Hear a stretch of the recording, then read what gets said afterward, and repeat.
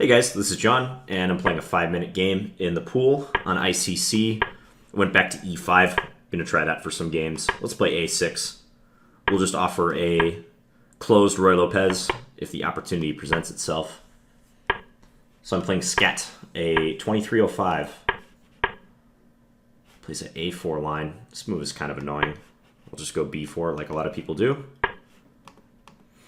This guy does not have a name listed.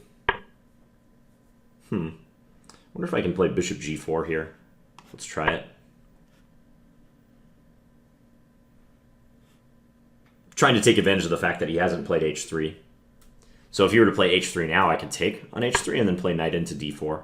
That's kind of what I'm thinking. Bishop d5 could be an issue sometimes, so I think I might want to go rook b8.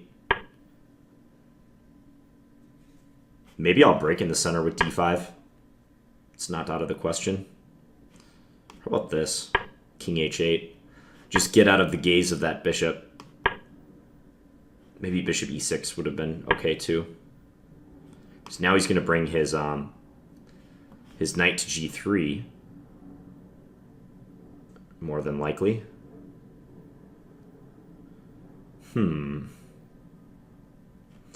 If knight here, bishop d5, my knight is lacking some squares to go to. Rook b5, he has bishop a4.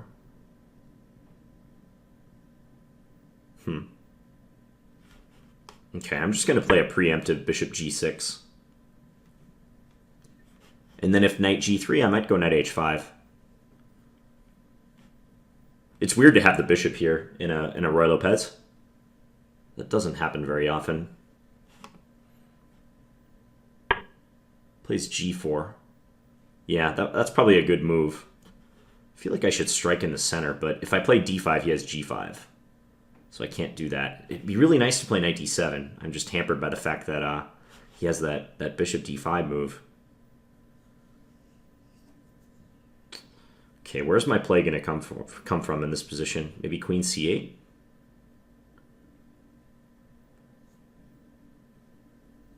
Yeah, let's go queen c8 in preparation for knight d7. Because then if he were to attack me with bishop d5, I have the d8 square free for my knight to retreat to. So let's do this. He's got great control over h5 and f5 now, by virtue of having played g4 and bringing the knight to g3. But at least my bishop is monitoring those squares. He could play h4 and try to trap the bishop with h5. Might force me to weaken my king side. Now I think I'll just try to play knight c5 next and hope that I get play. That's a knight that I kind of just have to take. I don't think I really have much of a choice. I suspect he's going to take with the g-pawn. This is his plan. He does. Knight c5. Yeah, knight c5. He might be able to win a pawn, though. If he takes on c5, I take, and then he goes bishop d5. As if my knight moves, then e5 drops. I didn't see that until after I moved. At least his pawn structure will be kind of open. His king is slightly exposed down the g-file. He plays bishop d5 right away. Also makes sense. Okay, I'll just go... I'll just go queen d7. But he can flat out win a pawn if he wants. Take c5, I take with the pawn. He takes c6, I take with the queen. Knight takes e5. I'll probably play, I don't know, queen h6 maybe at that point. He's going for this line. He can play knight d7 if my queen goes somewhere that doesn't monitor that square. That's the only trouble. What to do? I mean, practically speaking, it may not be a bad idea for me to sacrifice the exchange. Queen f6. Queen f6, knight d7, queen g5 check. He has queen g4. That's annoying. Alright, let's just go here. I don't like having to make that move, but it might be a necessity. I bet he moves the knight back to f3. c4 seems like a good square, but I think he wants his knight on the king side to help defend. I have some practical chances. Okay, now what's the best square for my queen? d4, h6. If h6, he has queen g4. That's annoying. I can play g6 then to try to open things up. d4 seems like a decent square.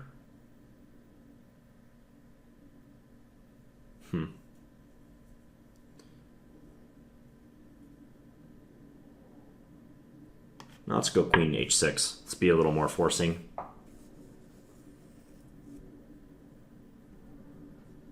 A little more forcing about this. Plays queen f3. Okay. Yeah, that's also a good move. Let's go here before he has a chance to solidify his position with b3. At least now we'll have a semi-weak d3 pawn. This pawn is exposed, though. He could play rook a3 and go after that. He does not. So I'm scrambling to find compensation now. He has, like, everything defended, too. It's very, very annoying. Okay, let's just do this. I don't know if that was a good idea, cutting off my own queen.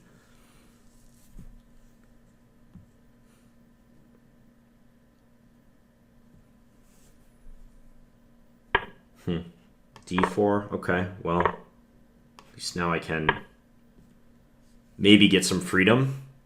The b3 pawn is under attack.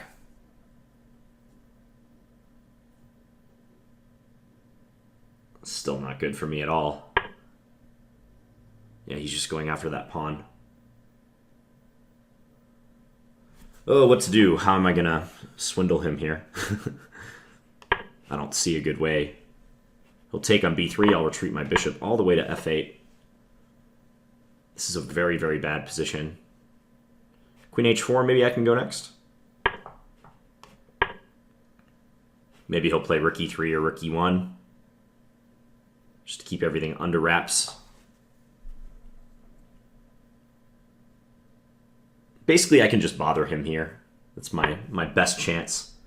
He's trying to win this forcefully. Okay, but I can take. He has to take. Ooh, that doesn't drop a piece. I thought that dropped his knight on c4, but nope. Oh, that's really too bad. It almost drops something.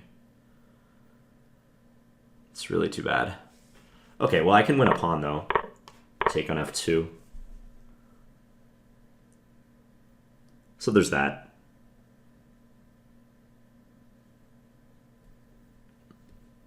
I think that was a little sloppy by him in the center. Because now the result is less clear. Like, I can play rook d8 on the next move. Oh.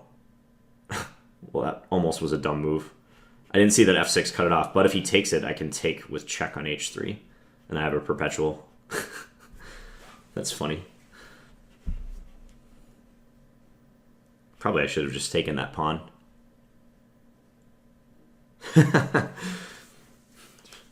Rook d8. Normally that would be a complete blunder. But now he's deciding whether he wants to try to win this position or not. Because if he takes my rook, queen takes h3 is just a perpetual check.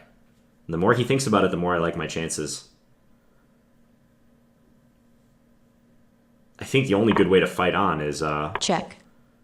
You know, like check. Queen b3 or queen c3 there.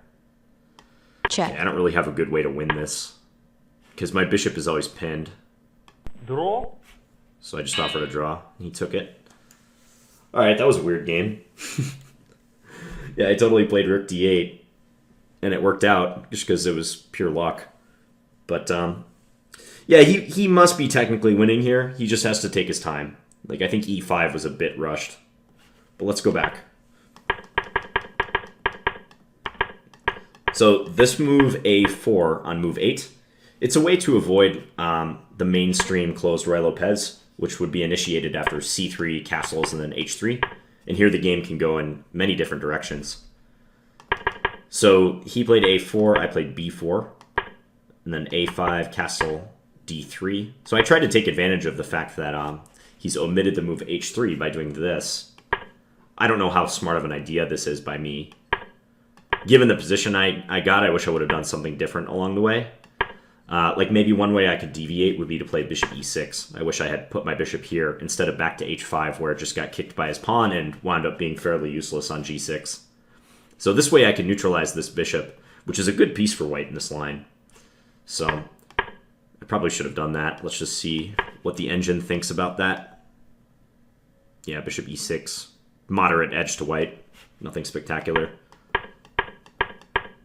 Because right around here, I had a lot of trouble finding a halfway decent plan. Because I wanted to play this reorganizational knight d7 move, as I was saying, but bishop d5 just wins for him. My knight has nowhere to go. That doesn't lose material. I have to play knight d4 and just give up a pawn for free. So queen c8, this is a common move in this line too, because it defends a6 and frees up that square. But I think I'm solidly worse at this point.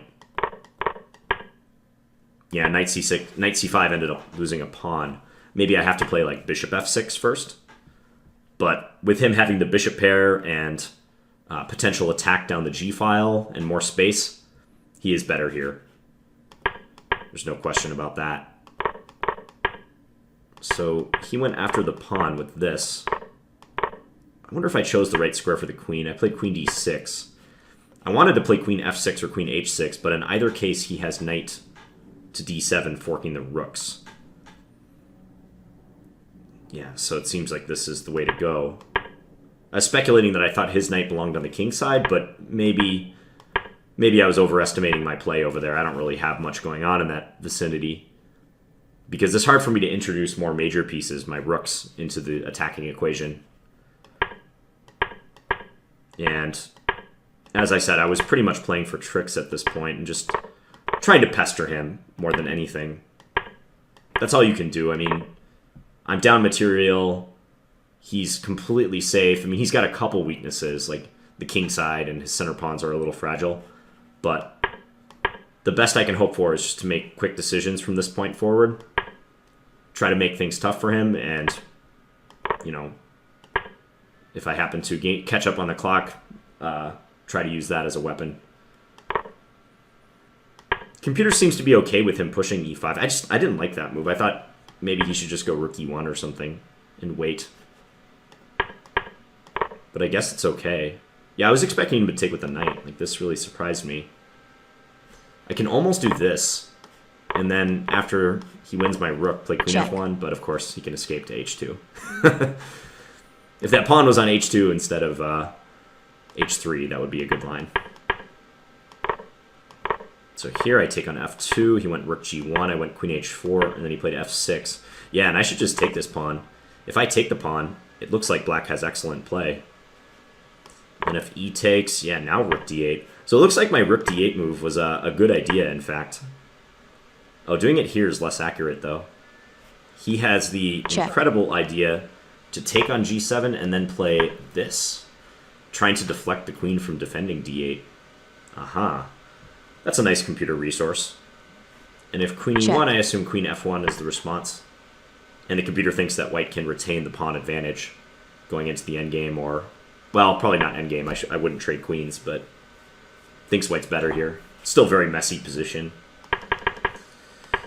But he ultimately opted for the safe decision to take here, and yeah, we have a draw. No way for me to play on, especially with my bishop pinned. Otherwise, maybe the bishop could join the attack, but I'm perfectly happy with the draw, the way this game played out. All right, I hope you guys enjoyed that Ruy Lopez encounter. Please leave me any feedback in the comments, as usual, and thanks for watching, guys. Bye.